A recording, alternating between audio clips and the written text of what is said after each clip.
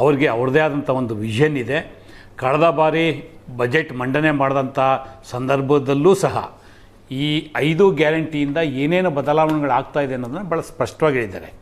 Universal basic income ಅಂದರೆ ಜನಸಾಮಾನ್ಯರಿಗೆ ಒಂದು ಆದಾಯದ ಮಟ್ಟ ಈ ಗ್ಯಾರಂಟಿಗಳಿಂದ ಯಾವ ರೀತಿ ಜಾಸ್ತಿ ಆಗುತ್ತೆ ಅನ್ನೋದನ್ನ ಅಂಕಿ ಅಂಶಗಳ ಸಮೇತ ವಿಧಾನಸಭೆಯ ಅಧಿವೇಶನದಲ್ಲಿ ದಾಖಲೆಯ ರೂಪದಲ್ಲಿ ಮಂಡಿಸ್ತಿರ್ತಕ್ಕಂಥದ್ದು ಸನ್ಮಾನ್ಯ ಸಿದ್ದರಾಮಯ್ಯನವರು. ಮೊದಲನೇ ವರ್ಷ ನಾವು ಸರ್ಕಾರ ಗ್ಯಾರಂಟಿಗಳನ್ನ ಯೋಜನೆ ಕೊಟ್ಟಂಥ ಸಂದರ್ಭದಲ್ಲಿ ಸುಮಾರು 36,000 ಕೋಟಿ ಈ ಯೋಜನೆಗೆ ವಿನಿಯೋಗ ಆಗಿದೆ. ಕಳೆದ ಸಾಲಿನಲ್ಲಿ ಸುಮಾರು 52,000 ಕೋಟಿ ರೂಪಾಯಿಗಳನ್ನ ಇದಕ್ಕೆ ಅಲೋಕೇಶನ್ ಮಾಡಿರ್ತಕ್ಕಂಥದ್ದು.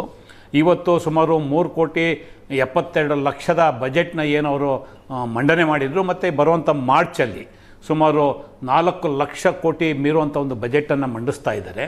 ಇದರಲ್ಲಿ ಕಮಿಟೆಡ್ ಎಕ್ಸ್ಪೆಂಡಿಚರು, ಅನ್ಕಮಿಟೆಡ್ ಎಕ್ಸ್ಪೆಂಡಿಚರ್ ಏನಿದೆ, ಕಮಿಟೆಡ್ ಎಕ್ಸ್ಪೆಂಡಿಚರ್ ಬಿಟ್ಟರೆ ಬಹುತೇಕ ಈ ಸೋಷಿಯಲ್ ಜಸ್ಟಿಸ್ಗೆ ಆಧಾರವಾಗಿ ಪ್ರತಿಯೊಬ್ಬ ಮನುಷ್ಯನ ಜೀವನ ಮಟ್ಟ ಸುಧಾರಣೆ ಆಗಬೇಕು ಅನ್ನೋ ಹಿನ್ನೆಲೆಯಲ್ಲಿ ಈ ಗ್ಯಾರಂಟಿಗಳನ್ನು ಕೊಟ್ಟಿರ್ತಕ್ಕಂಥದ್ದು.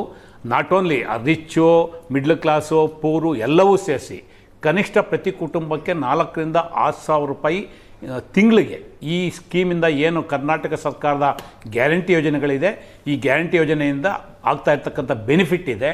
ಇವತ್ತು ಸುಮಾರು 4 ಕೋಟಿ ಜನ, ಕರ್ನಾಟಕದ ಒಟ್ಟಾರೆ ಜನಸಂಖ್ಯೆಯಲ್ಲಿ 4 ಕೋಟಿ ಜನ ಬೇರೆ ಬೇರೆ ರೂಪಗಳಲ್ಲಿ ಈ ಬೆನಿಫಿಟನ್ನು ತಗೊತಾ ಇರ್ತಕ್ಕಂಥದ್ದು ವಾಸ್ತವ ಇದೆ. ಮತ್ತು ನಾನು ಭಾಳ ಸಲ ನಿಮ್ಮ ಮಾಧ್ಯಮದಲ್ಲೇ ಭಾಳ ಸ್ಪಷ್ಟವಾಗಿ ಹೇಳಿದ್ದೇನೆ, ಕರ್ನಾಟಕದ 2023ರ ವಿಧಾನಸಭಾ ಚುನಾವಣೆಯವರೆಗೆ ಇಡೀ ದೇಶದಲ್ಲಿ ಚರ್ಚೆ ಆಗ್ತಾ ಇದ್ದಂಥದ್ದು ಗುಜರಾತ್ ಮಾಡೆಲ್ಲು.